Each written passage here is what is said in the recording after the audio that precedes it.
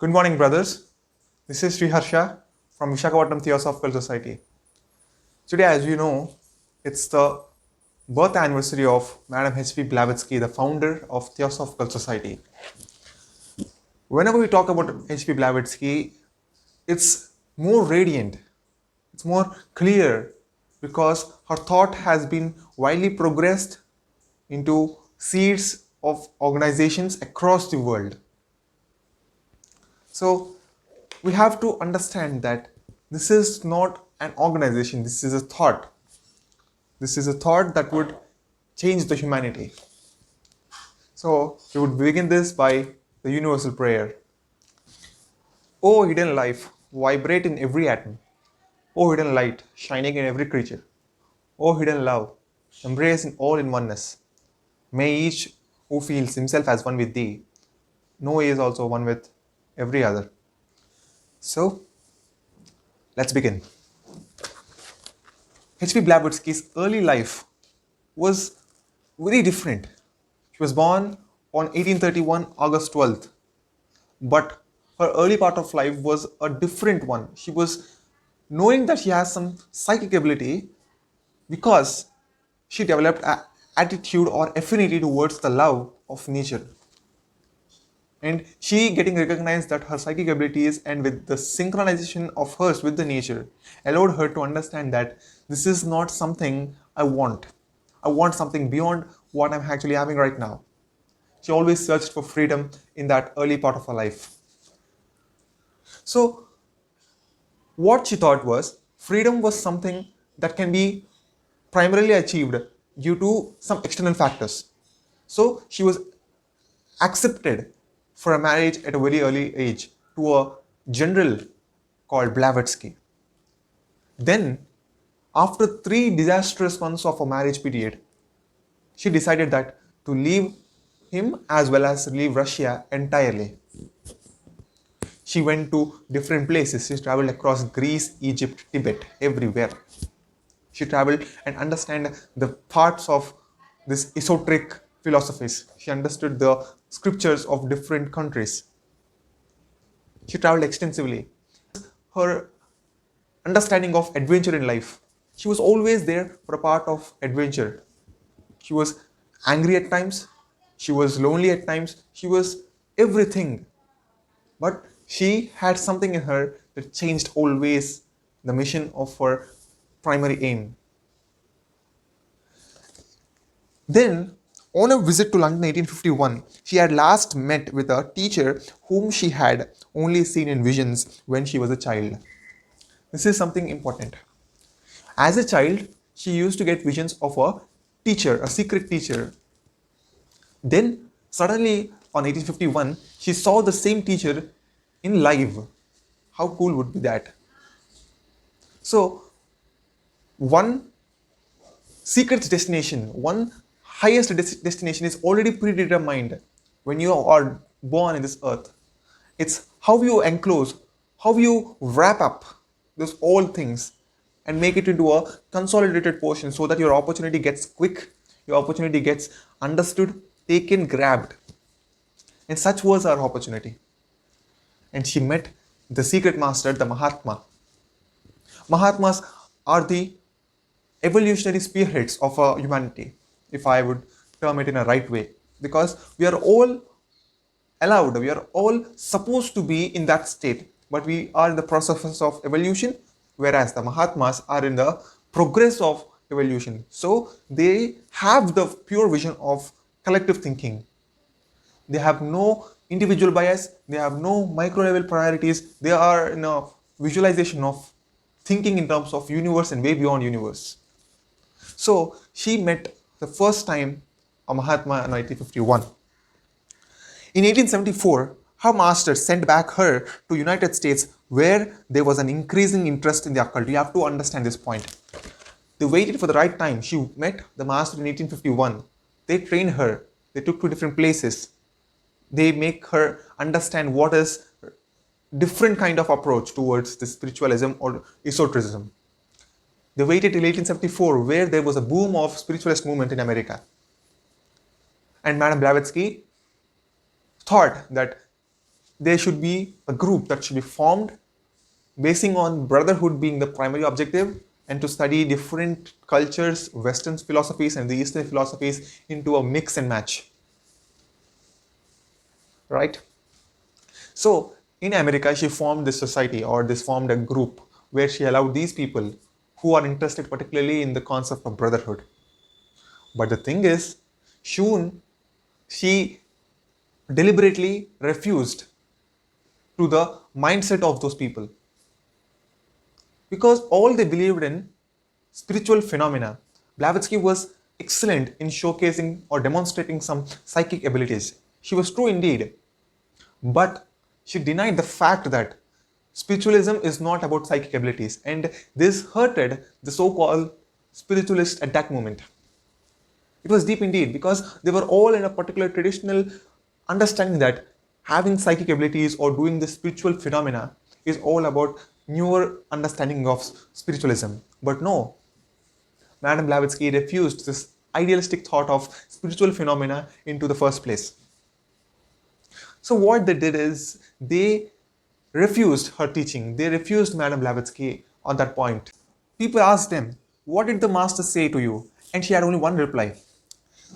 She said, "We were told what not to do, but we were not told what to do." So she has given some particular set of instructions to the people of what not to do, but she didn't say what to do actually, because owing to our masters and owing to our teachings. And although she knew everything, she just kept quiet because of the fact that she waited for a moment. At that point, particularly in the Western societies, there was a practice of seances. And they believed that the spirits get invoked into a personal physical medium so that it gets communicated in their voice. And Madame Blavatsky refused the thought of seances.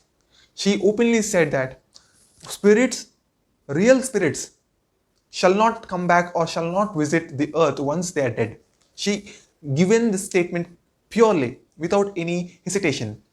And this affected the thoughts of many so-called spiritualists at that moment. They started to ban her. They started to criticize her. Her explanation was spirits, or this human being, this complete man has two types of nature. One is personality, one is spirituality. One is personal being and the spiritual being. This personality being have a little scope of entering the earth back again, whereas the spiritual being, the spiritual part of the spirit cannot make its way to the earth again. So this kind of explanation hurted the mindset of the so-called spiritualists at that moment, and they began to refuse her. Then, at that point of time, began a search of finding the real answer to this question.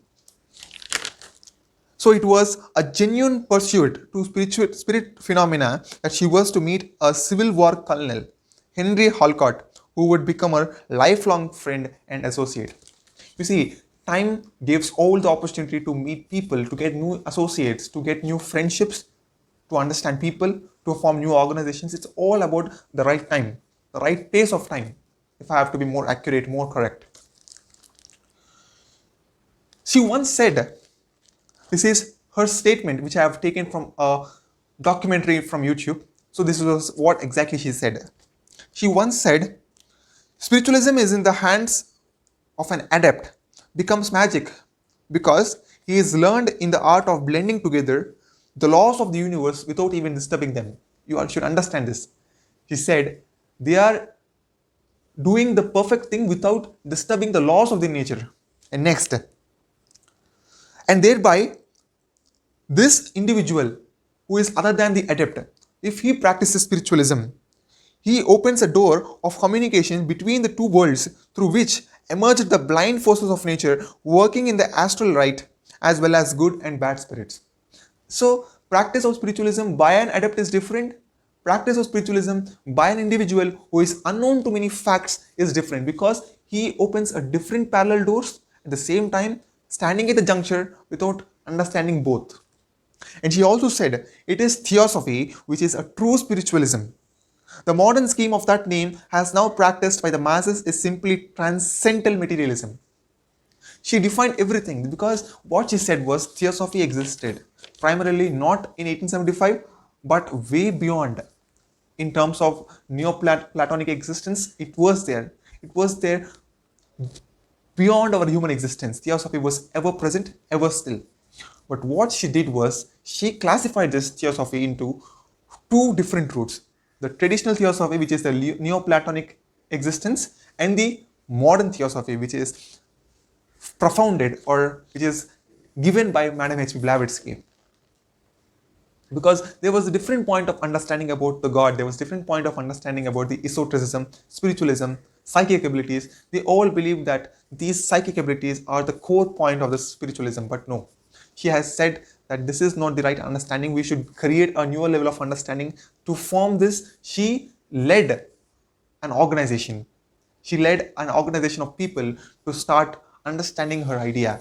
The Theosophical movement began in 1875 at that point of time.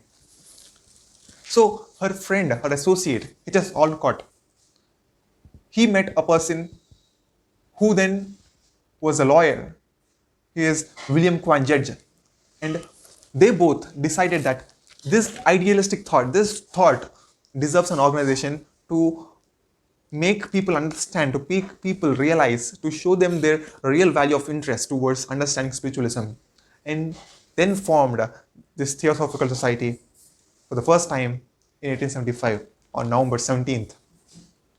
And H.S. Alcott has really given the right amount of administration towards this Theosophical movement.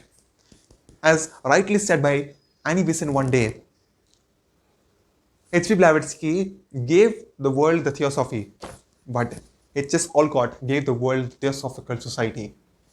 This is so interesting statement, but yet it is very much important.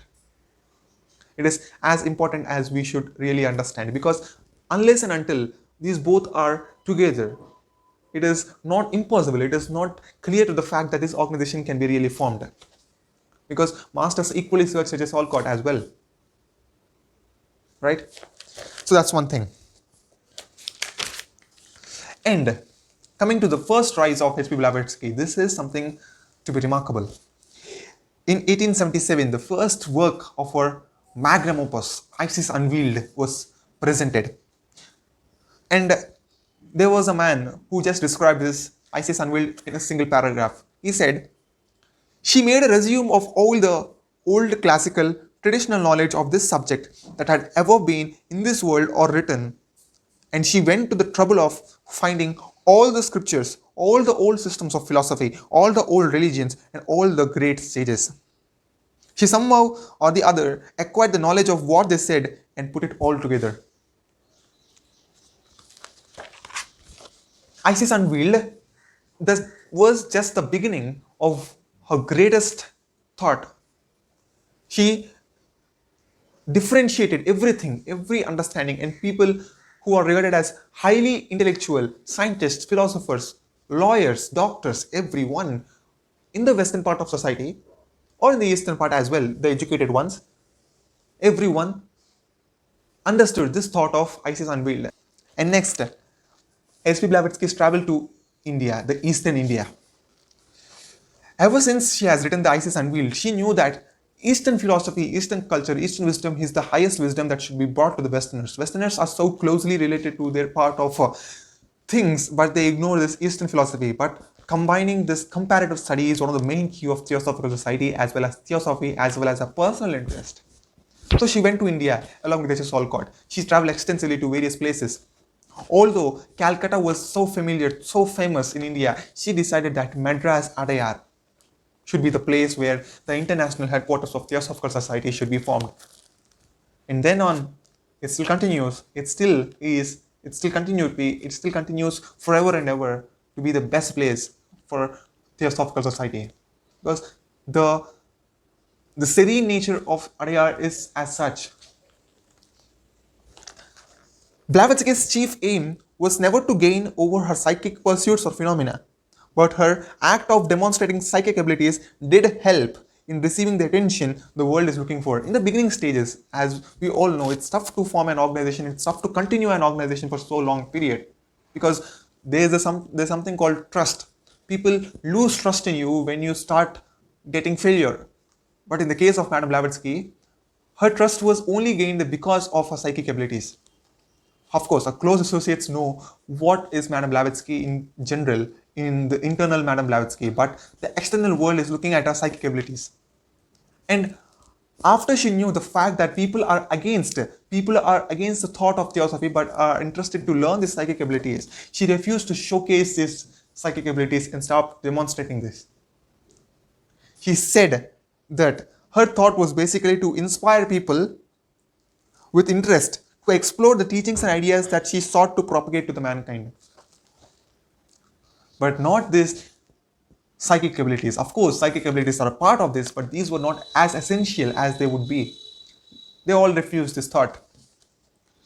And after doing all these things, people started to criticize that she faked everything. She was a fraud of all these things.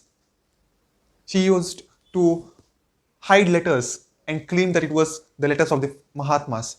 She used to pretend everything. This was all the claims. I mean, how sad it would be that a teacher, a founder of a society who was acclaimed as the greatest thinker, again later on to be criticized as a fraud. How sad it would be. But she never compromised. She understood that this is not the right time. But what they said was, they asked her to leave India. And on March 31st, 1885, she left India without even looking back again. And it was the last time her visit was to India, and she just said a goodbye and she left again. H.S. Olcott was saddened due to this fact, but he didn't know, because he was the administrator. He had to survive. He had to make this organization survive, and that was the right plan. And there is an order in the disorder in itself. In every disorder, there is an order, and that is why in this most critical time of Madame Blavatsky, she found the best time of her literature.